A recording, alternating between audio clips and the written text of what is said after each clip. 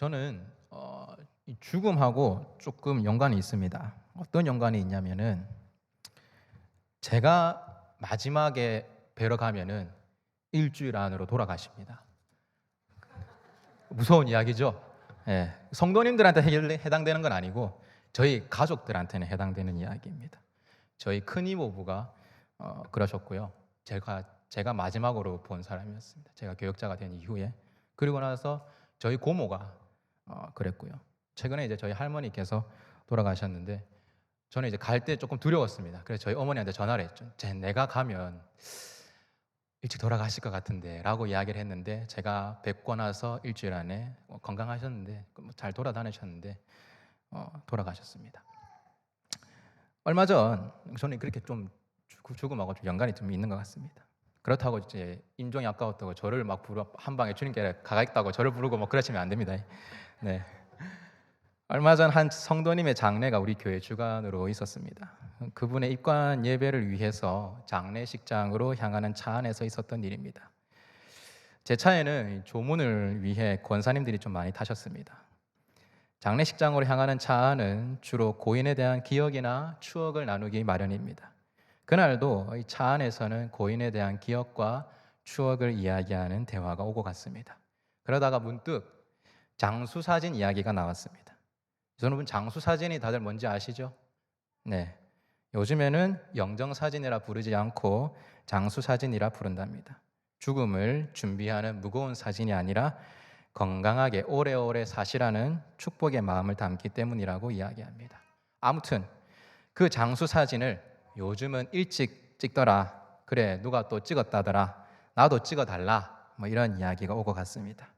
사실 그런 이야기가 오고 갔던 그날은 얼마 전 아까 전에 이야기 드렸던 저희 할머니가 돌아가셨는데, 돌아가시기 전에 저희 아버지가 할머니가 많이 안 좋으신데 사진을 준비해야 될 것 같다라고 해서 마침 저희 할머니 장수 사진이 없어서 있던 작은 증명사진을 가지고 사진을 만들어 달라고 우리 이순생 권사님한테 요청했던 날이 딱 그날이었습니다. 장수 사진이라고 우리가 축복을 담아서 말은 하지만 사실은 찍으신 분들의 그 마음 한켠에는 죽음을 준비하는 마음이 있을 것입니다.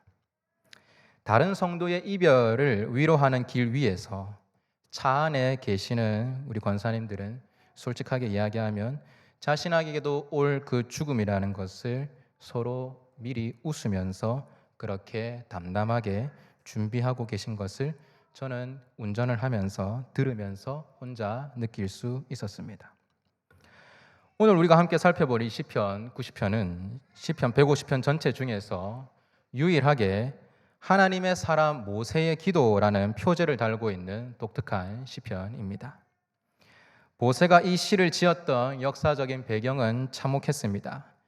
이스라엘 백성들이 가데스 바네아에서 하나님을 향한 불신앙으로 하나님께 반역한 결과로 여호수아와 갈렙을 제외한 출애굽의 1세대 장정만 60만 명이 40년 동안, 약 40년 동안 광야에서 다 죽어가는 것을 모세는 지켜봐야 했습니다.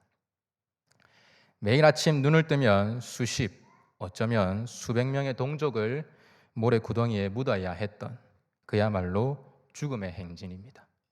그 한가운데에서 모세는 오늘 이 시편 90편을 써 내려갑니다. 모세는 죽음의 냄새가 진동하는 이 광야에서 영원하신 하나님과 그에 비해 티끌과 같은 인간의 덧없음을 극명하게 오늘 대조하고 있습니다.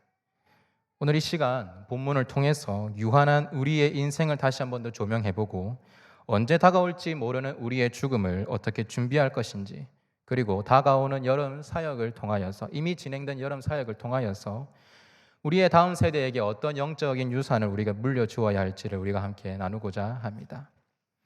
오늘 본문 1절과 2절에 이렇게 기록하고 있습니다. 주여, 주는 대대에 우리의 거처가 되셨나이다. 산이 생기기 전 땅과 세계도 주께서 조성하시기 전 그 영원부터 영원까지 주는 하나님이시니이다. 모세는 죽음이 지배하는 이 광야의 한복판에서 기도의 첫문을 엽니다.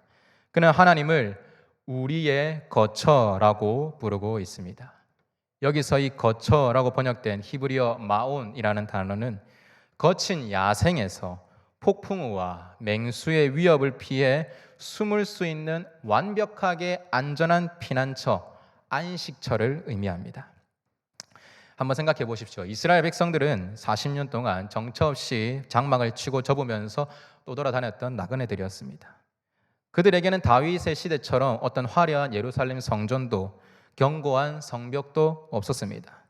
그러나 모세는 어떤 물리적인 건물이나 땅이 아니라 여호와 하나님 그분 자신이 대대로 이스라엘의 집이 되셨다라고 오늘 고백하고 있습니다.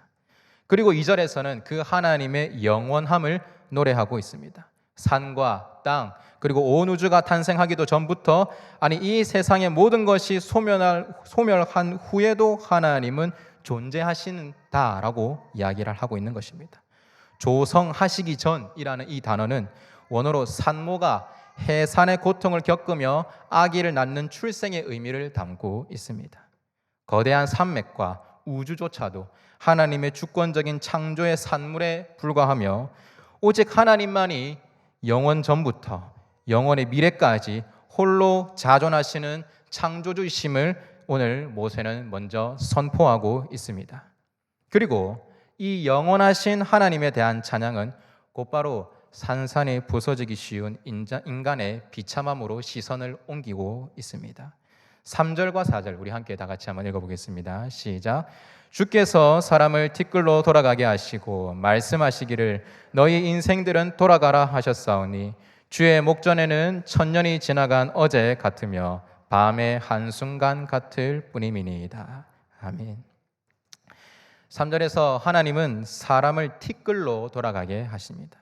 이 티끌은 히브리어로 다카라는 말인데 단순한 어떤 흙먼지가 아니라 무거운 곳에 짓눌려서 완전히 산산조각이나 분해된 상태를 이야기를 합니다. 마치 창세기 3장에서 타락한 아담에게 너는 흙이니 흙으로 돌아갈 것이니라 하셨던 그 죽음의 그 선고가 이 출애굽 광야의 백성들에게 그리고 오늘 우리에게 동일하게 내려져 있는 것입니다. 그리고 4절에서 인간은 천년의 역사를 대단하게 생각하지만 시간의 창조주이신 하나님 앞에서는 그 장구한 역사도 뭐라고 이야기하고 있습니까? 지나간 어제에 불과하다. 그리고 밤의 한순간에 불과하다라고 이야기하고 있습니다. 계속해서 인간 하나님에 비하면 참 인간이 겪고 있는 것은 정말 아무것도 아니다라는 것을 모세가 반복해서 보여주고 있습니다. 이게 계속 이어집니다. 이어서 모세는 인생의 무상함을 세 가지의 비유로 적나라하게 오늘 이야기하고 있습니다. 5절과 6절에서 이렇게 이야기합니다. 주께서 그들을 홍수처럼 쓸어 가시나이다. 그들은 잠깐 자는 것 같으며 아침에 돋는 풀 같으니이다. 풀은 아침에 꽃이 피어 자라다가 저녁에는 시들어 마르나이다. 첫 번째로 뭐라고 이야기하고 있습니까? 갑자기 들이닥쳐 모든 것을 삼켜버리는 홍수라고 이야기합니다. 홍수가 주는 의미는 무엇입니까?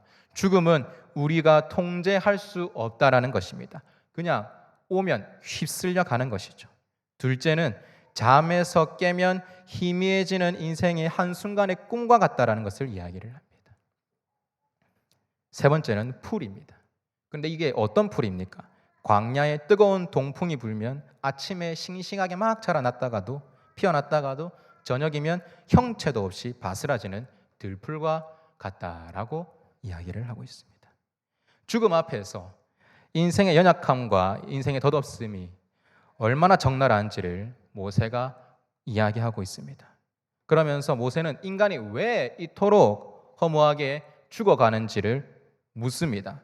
8절과 9절에 주께서 우리의 죄악을 주의 앞에 놓으시며 우리의 은밀한 죄를 주의 얼굴빛 가운데 두셨사오니 우리의 모든 날이 주의 분노 중에 지나가며 우리의 평생이 일식간에 다하였나이다. 왜 인간이 덧없이 죽어갑니까? 생물학적인 어떤 노화 때문입니까? 아닙니다. 그것은 하나님의 뜻을 거스른 인간의 죄 때문이며 그 죄에 대한 하나님의 진노 때문이라고 우리의 모든 날이 주의 분노 중에 지나간다라는 표현으로 모세가 이야기하고 있습니다. 모든 인생과 날들이 주님의 분노 가운데에 있습니다. 우리가 아무리 사람들의 눈을 속이고 깊은 곳에 감추어둔 은밀한 죄라고 할지라도 세상의 빛, 그 태양빛보다도 강렬한 하나님의 그 거룩한 그 얼굴빛 앞에서는 낱낱이 드러난다라는 것을 말하고 있습니다. 그리고 그 진노 아래에 놓인 인생의 결론이 9절에 나타납니다. 우리의 평생이 일식간에 다하였나이다. 여기서 일식간으로 번역된 이 원어의 뉘앙스는 고통 속에서 내쉬는 한 번의 짙은 한숨을 이야기합니다. 평생을 아등바등하면서 무언가를 이룬 것 같지만은 하나님의 진노 속의 인생의 끝은 결국 하고 내쉬는 그 허망한 한숨 소리 하나로 허공에 흩어지고 만다라는 비극적인 선언을 모세가 이야기합니다. 그리고 우리가 너무나 잘 알고 있는 장래 예배 가운데에 잘 인용되는 말씀이 나옵니다. 10절 말씀 우리 함께 다 같이 한번 읽어보겠습니다. 시작. 우리의 연수가 70이요 강건하면 80이라도 그 연수의 자랑은 수고와 슬픔뿐이요 신속히 가나니 우리가 날아가나이다. 아멘. 우리가 너무나 잘 아는 말씀입니다. 장수에서 70년, 80년을 산다고 할지라도 우리가 아무리 건강을 잘 관리해서 요즘 말로 100세 시대를 누린다고 한들 그 삶의 본질을 쥐어짜보면 남는 것은 육체적 노동과 괴로움인 10절 말씀의 수고와 허무함과 고통인 슬픔뿐이다.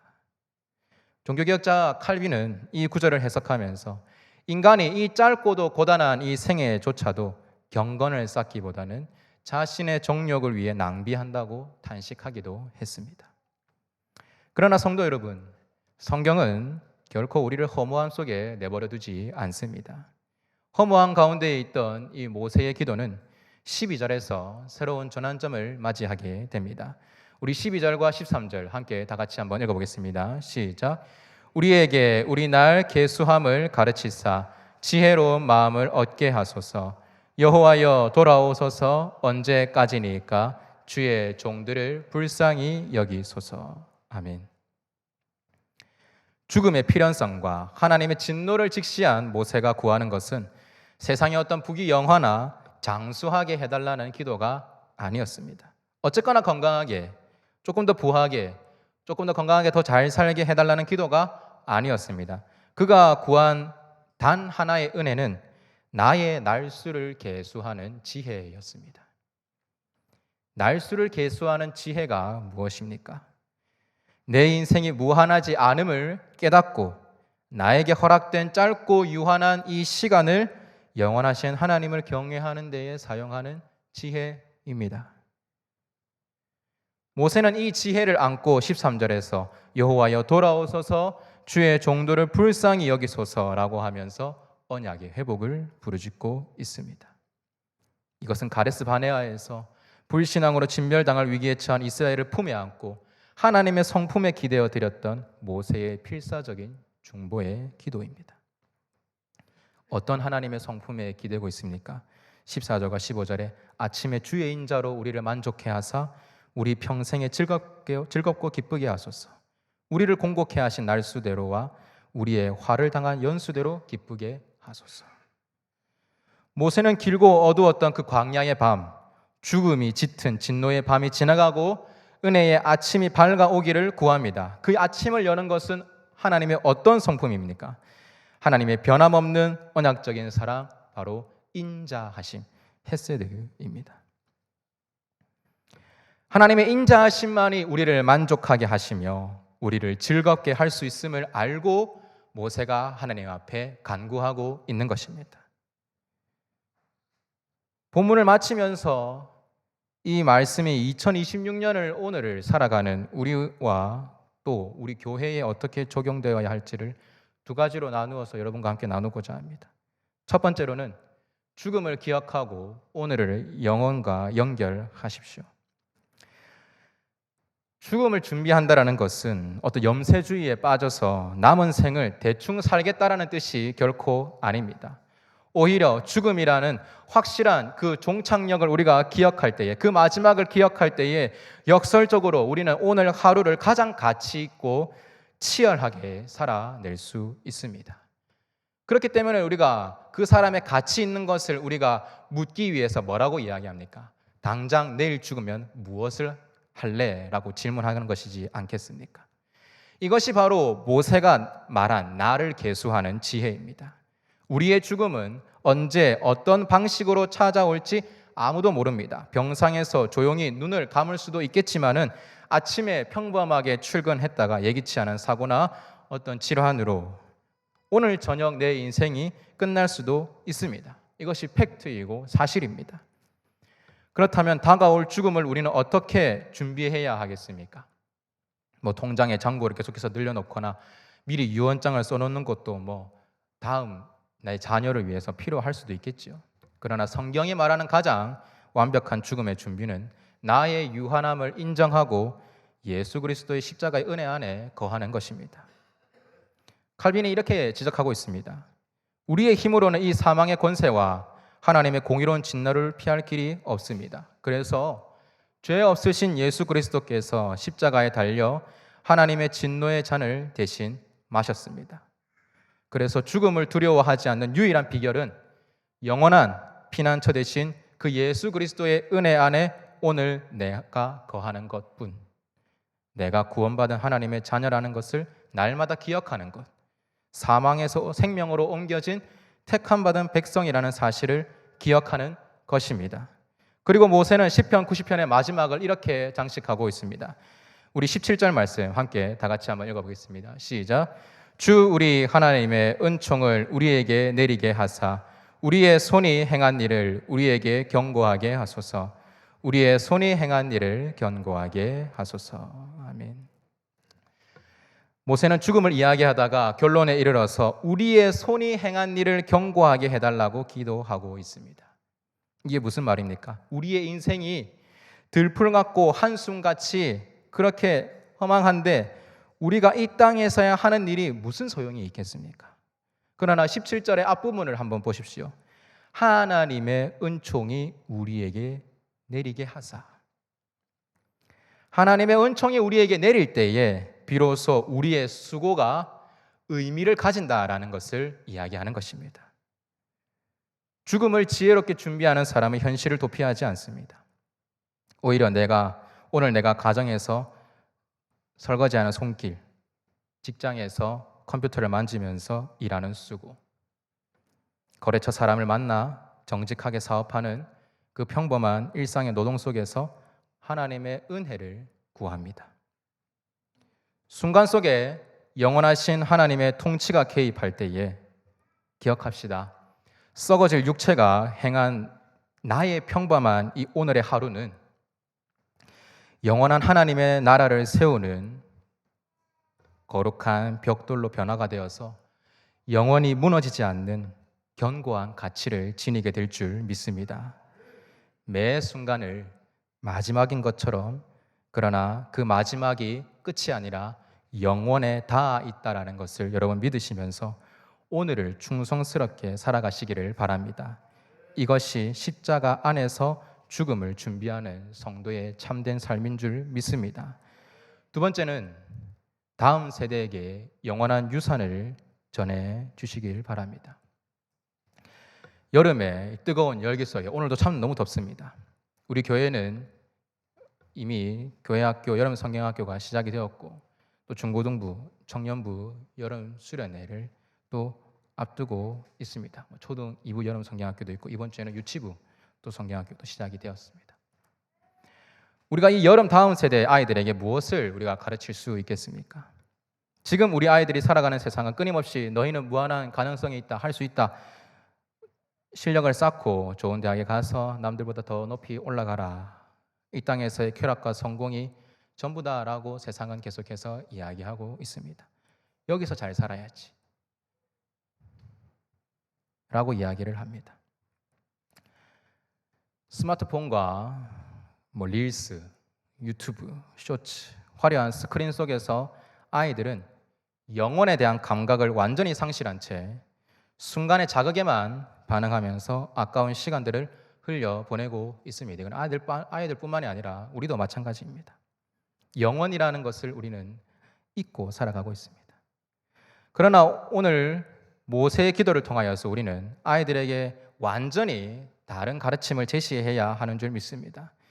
교회의 여름 사역은 단순히 재미있는 프로그램을 하고 간식을 먹는 시간이 되어서는 안 됩니다. 우리 아이들에게 자신의 나를 계수하는 지혜를 우리는 가르쳐 주어야 합니다. 무엇을 가르쳐 줘야 한다는 것입니까? 얘들아, 인생은 영원하지 않단다. 화려해 보이는 세상의 성공도 결국은 아침의 이슬처럼 결국 시들어 버린단다. 그러나 너희를 지으신 영원하신 창조주 하나님이 계신다. 세상이 무너져도 결코 무너지지 않는 영원한 피난처 예수 그리스도가 너희의 진정한 거처가 되신다. 라는 것을 우리는 아이들의 영혼 깊숙이 새겨 주어야 하는 줄 믿습니다. 그래서 세상이 가르치는 그 물리적인 시간에 그 허무함 속에 아이들이 갇히지 아니하고 하나님의 그 영원한 그 시간 속으로 아이들을 우리는 초대해야 하는 줄 믿습니다. 이번 수련회에서 우리 아이들이 자신의 은밀한 죄를 십자가 앞에 내놓고 회개하면서 일평생 세상이 보기에는 수고와 슬픔뿐인 그 인생길에서 유일한 기쁨의 근원이신 그 하나님의 인자하심을 경험할 수 있도록 우리가 눈물로 기도해야 하는 줄 믿습니다. 또한 우리가 영혼을 바라보는 삶을 보여주어야 합니다.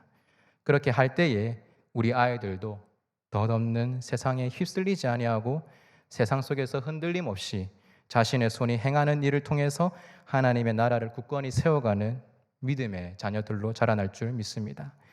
말씀을 맺으려 합니다. 인생은 짧습니다. 화살처럼 날아간다고 합니다. 우리 중 누구도 내일의 생명을 장담할 수는 없습니다. 유한하고 깨어지기 쉬운 티끌과 같은 존재들입니다. 그러나 한숨과 같은 그 인생을 우리가 비관하지 않기를 바랍니다. 우리가 티끌이기 때문에 영원하신 하나님을 전적으로 의지할 수 있는 줄 믿습니다. 우리의 시간이 짧기 때문에 우리가 오늘 하루가 주신 오늘 하루라는 이 하루가 정말 주님께서 주신 선물이라는 것을 깨닫고 오늘 하루를 사랑할 수 있습니다. 또한 우리의 죄가 드러나 있기에 예수 그리스도의 그 십자가의 은혜가 얼마나 값진 것인지를 우리가 오늘도 찬양할 수 있습니다. 오늘 하루 내가 내 날수를 계수하는 지혜를 구하십시오. 하나님, 나는 유한한 존재입니다. 그리고 영원하신 창조주를 나의 피난처로 삼으십시오. 그리고 아이들에게 그 날수를 계수하는 지혜를 날마다 가르쳐 주십시오. 우리가 날수를 계수하는 지혜를 잊어먹는다고 한다면 여러분 죽음의 현장 가운데로 여러분이 가면 좋을 것 같습니다. 교회 안에 장례가 있었을 때에 아이들 좋지 않은 영향이 있다라고 생각하시면서 아이들 데리고 가지 않는 것이 아니라 초등 2부쯤 되면 이제 생각할 나이가 됩니다. 그 아이들 데리고 가서 장례 현장 가운데에 죽음이 어떤 것인지를 함께 또 알게 하고, 때로는 믿지 않는 장례 가운데 가서 왜 저 사람들은 저렇게 울면서 장례를 치르고 있는지, 또 믿는 장례에 가서 왜 저분들은 안 믿는 장례보다 눈물이 적은지, 그것들이 아이들이 보고 배우면서 우리의 삶이 어떻게 살아가야 하는지를, 내 날수도 하나님 앞에서는 무한하지 않구나 라는 것을 아이들이 경험할 수 있도록 여러분 그렇게 아이들 가르쳐 주십시오. 그리고 우리에게 주신 직장과 가정, 그리고 내게 주신 그 섬김의 자리에서 흘리는 그 땀방울 위에 하나님의 은혜가 덮이기를 간구하시기를 바랍니다. 그래서 언젠가 주님께서 우리를 부르시는 그날에 우리가 당황하거나 두려워하지 아니하고 오늘 모세가 제일 처음에 고백했던 것처럼 주님은 나의 영원한 거처이십니다. 내가 이제 아버지 품으로 돌아갑니다 라고 말하면서 기쁨으로 영혼을 향해 발걸음을 내딛는 저와 여러분이 되시기를 주님의 이름으로 간절히 축복합니다. 이 시간 말씀을 기억하면서 우리 함께 기도하겠습니다.